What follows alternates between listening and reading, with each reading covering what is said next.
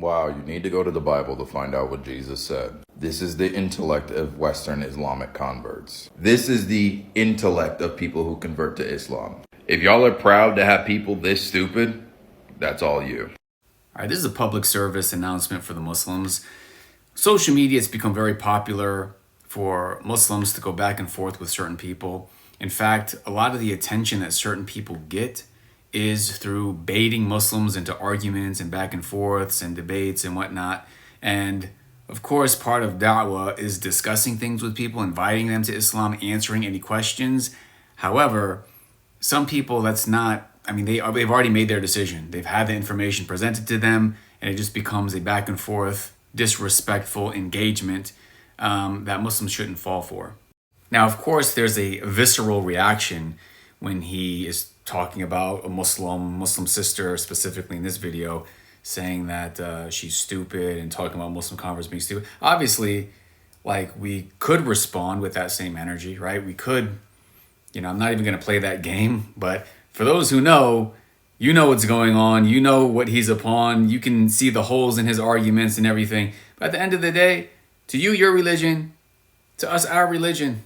And there's a few things that we should not do. So number one, we never want things to start getting personal, right? We don't want this to be a war of me showing off my intellect versus you. Oh, I'm going to burn you. I'm going to make him look dumb in front of everybody. Then it becomes what? It becomes a lack of sincerity. If we want our deeds to be accepted by Allah, especially when it comes to da'wah, the work of the prophets, we have to make sure we're doing it for Allah, that we're not doing it to show off. Because we don't want to stand before Allah on the day of judgment with deeds that we would hope are going to be on our scale of good deeds because we did them for the sake of Allah, following the sunnah of the Prophet, but then it turns out, actually, I was spending all my time arguing with somebody trying to show off, because it became something personal. Allah guides whom He pleases. Allah doesn't need us to give da'wah to anybody. We're doing it so that on the day of judgment, we have fulfilled this obligation, and that inshallah it will be on our scale of good deeds. It's good for us if Allah guides somebody through us, but it's never us who's going to actually guide anyone based on our intellects or based on our argumentation. It's not going to happen. A second thing to point out is the importance of having good character. These sorts of engagements, you saw, I know for a fact there are Christians who are disgusted by his behavior. I've seen them in the comments saying he doesn't represent us, because there is really something to be said about having good akhlaq. The Prophet ﷺ said that there is nothing heavier on the believer's scale on the day of judgment than good character.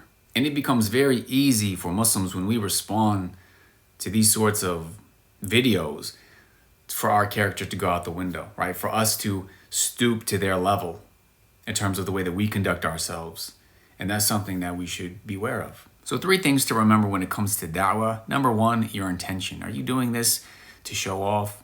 Are you doing this for some sort of personal reason, some sort of personal back and forth? Or are you doing it truly for Allah alone because you want to please Allah subhanahu wa ta'ala? Number 2, it is only our duty to convey the message to people. We don't got to argue with them. We don't got to try to convince them and bend over backwards to try to convince them that Islam is the truth. We convey the message to them.